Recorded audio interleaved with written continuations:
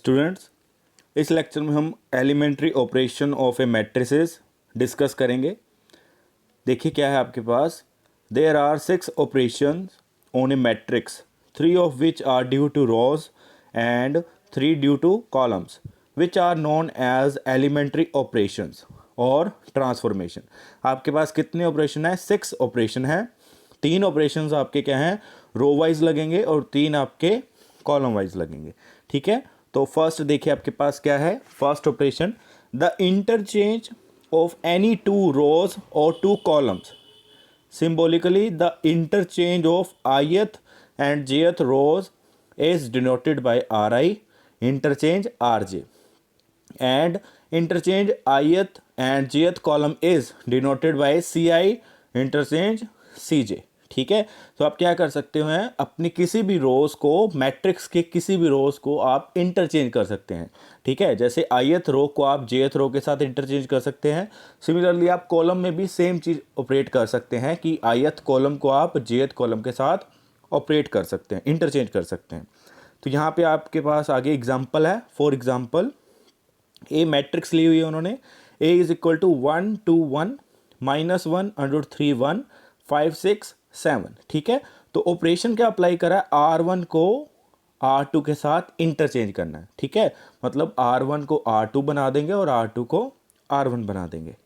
ठीक है, मतलब सेकंड रो को फर्स्ट रो बना देंगे, फर्स्ट रो को सेकंड रो में कन्वर्ट कर देंगे। तो आपके पास मैट्रिक्स क्या आ जाएगी, -1 √3 1 1 2 1 5 6 7। ठीक है, तो नेक्स्ट ऑपरेशन देखिए क्या है, the multiplication of the elements of any row or column by a non zero number.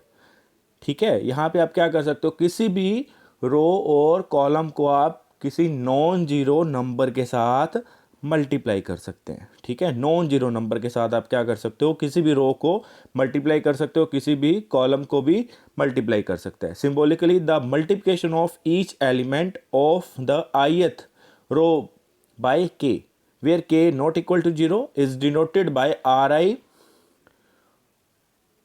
Approach के आर आई। ठीक है, आर आई को क्या करना है आपने, के से मल्टीप्लाई करना है, के इंटू आर आई हो जाएगा। ठीक है, the corresponding column operation is denoted by C I, denoted K C आई। ठीक है, सी आई को आप क्या कर सकते हो, के से मल्टीप्लाई कर सकते हो। तो फॉर एग्जाम्पल आप देखिए क्या कर रहे हैं, यहाँ पे बी मैट्रिक्स ले रहा है 1 2 1 -1 √3 1। ठीक है, तो C3 में आप क्या कर रहे हो, C3 के ऊपर आप ऑपरेशन अप्लाई कर रहे हो, तो 1/7 इंटू C3, मतलब C3 को आप 1/7 से मल्टीप्लाई कर रहे हैं। तो आपके पास ऑपरेशन लगाने के बाद क्या मैट्रिक्स आ रही है, 1 2 1/7 -1 √3 1/7। देखिए आपके पास जो थर्ड कॉलम था वो क्या था, 1 1 था।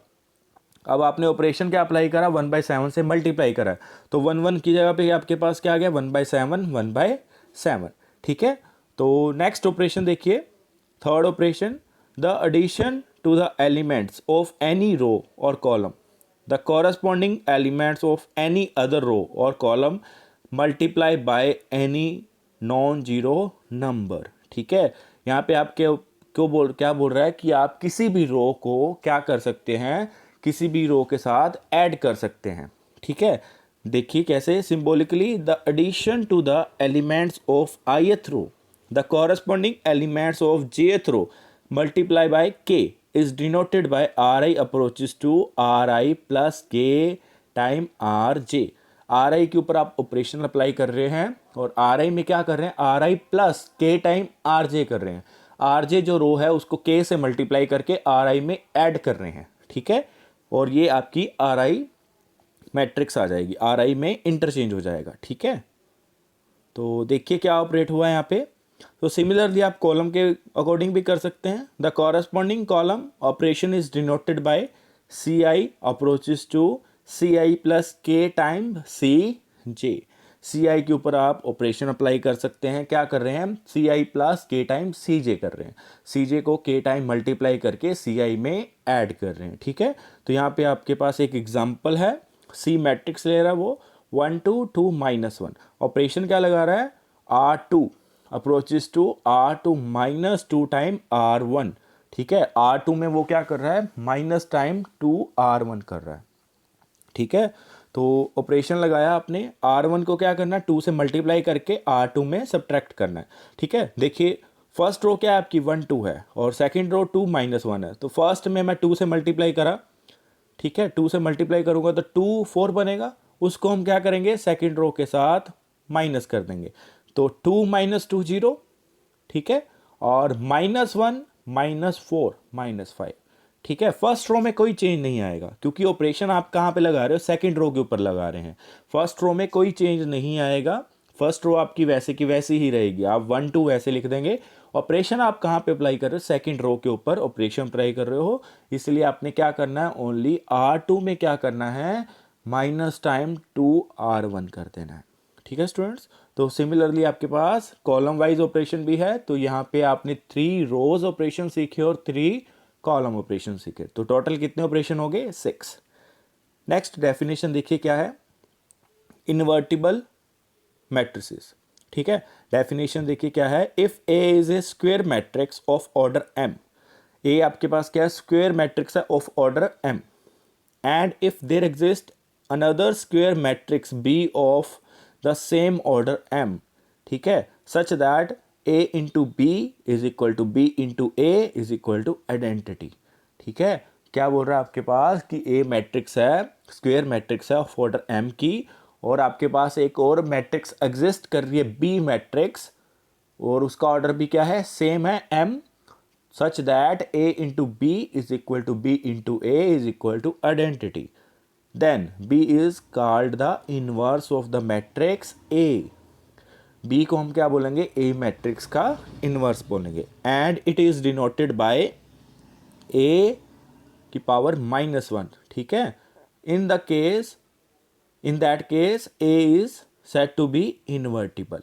अगर आपके पास ऐसी b मैट्रिक्स एग्जिस्ट कर रही है जिसको आप a के साथ मल्टीप्लाई करें, a इंटू बी करें या b इंटू ए करें, तो उसकी वैल्यू क्या है, आइडेंटिटी आए, तो आपके पास क्या बनेगा, ठीक है, क्या बन जाएगा कि a आपकी क्या हो जाएगी, इन्वर्टिबल मैट्रिक्स हो जाएगी, और इन्वर्स आपका क्या होगा, b को हम किससे डिनोट करेंगे a-1, a की पावर -1 से, ठीक है। अब सेम एग्जांपल ले रहा है वो, एक एग्जांपल ली उसने, a क्या लिया है 2 3 1 2, a मैट्रिक्स ली, b मैट्रिक्स क्या लिया है 2 -3 -1 2, ठीक है, b 2 मैट्रिसेस।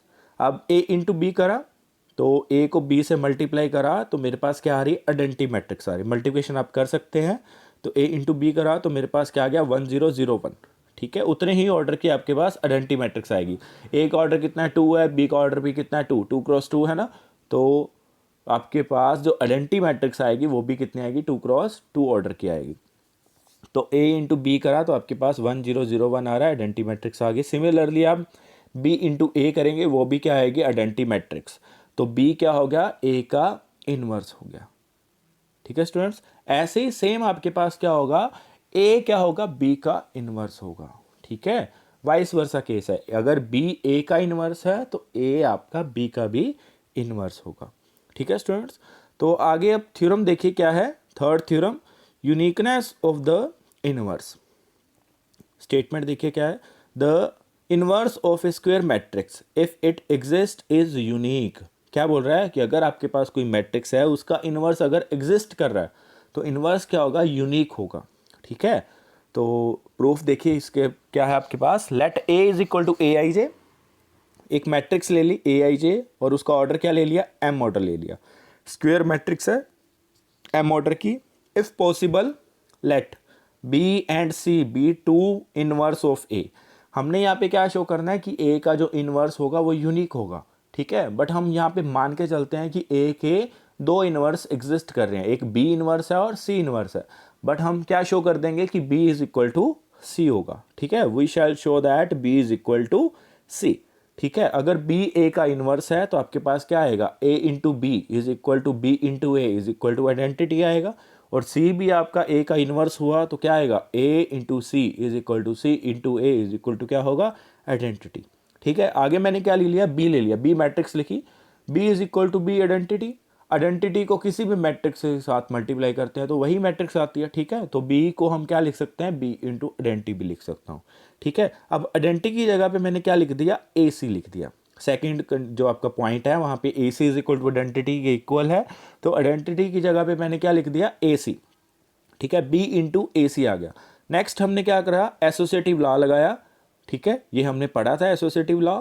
तो यहाँ पे आप क्या कर सकते हो, बी इंटू ए इंटू सी कर दिया, ठीक है। बी इंटू ए, ये क्या होगा, फर्स्ट पॉइंट के साथ बी इंटू ए आपके पास वैल्यू क्या आ गई, आइडेंटिटी आ गई। आइडेंटिटी इंटू सी, आइडेंटिटी को किसी भी मैट्रिक्स के साथ मल्टीप्लाई करेंगे तो वही मैट्रिक्स आएगी। आइडेंटिटी इंटू सी करा तो आपके पास क्या आ गया, सी। तो बी इज इक्वल टू क्या आ गया, सी, ठीक है। यही हमने शो करना था, ठीक है स्टूडेंट्स। तो नेक्स्ट थ्योरम देखिए आपके पास क्या है, if A and B are invertible matrices of the same order then A into B का inverse is equal to B inverse A inverse. अगर आपके पास क्या है, दो मैट्रिसेस हैं सेम ऑर्डर की, तो ए इंटू बी का इनवर्स क्या होगा, बी इनवर्स ए इनवर्स होगा, ठीक है। तो प्रूफ देखिए, from the definition of the inverse of the matrix we have a into b into A B inverse is equal to identity आएगा। जैसे हम क्या करते हैं, a into B is equal to identity ले रहे थे और b को हम क्या नोटेशन दे रहे थे, a की पावर -1 दे रहे थे, ठीक है। तो यहाँ पे आपने क्या ले लिया, a इंटू बी है तो उसका इन्वर्स क्या होगा, a इंटू बी की पावर -1 होगा। तो यहाँ पे a into B into A into B का inverse is equal to identity, ठीक है। तो अब मैंने क्या करा, ए इनवर्स के साथ प्री मल्टीप्लाई करा बोथ साइड। तो प्री मल्टीप्लाई करा तो A inverse into A into B into A into B का inverse is equal to A inverse into identity. तो एसोसिएटिव लॉ लगाया तो आपने A inverse into A into B into A into B का inverse is equal to A inverse, ठीक है। तो next क्या बन गया आपके पास, बी इंटू ए बी का inverse is equal to A inverse, ठीक है। अब सेम आपने क्या करा, बी इनवर्स से प्री मल्टीप्लाई करी, बी मल्टीप्लाई कर दिया, बी इनवर्स के साथ प्री मल्टीप्लाई करी बोथ साइड। तो B inverse B into A B का inverse is equal to B inverse A inverse, ठीक है। तो बी इनवर्स बी आपका क्या बन गया, आइडेंटिटी।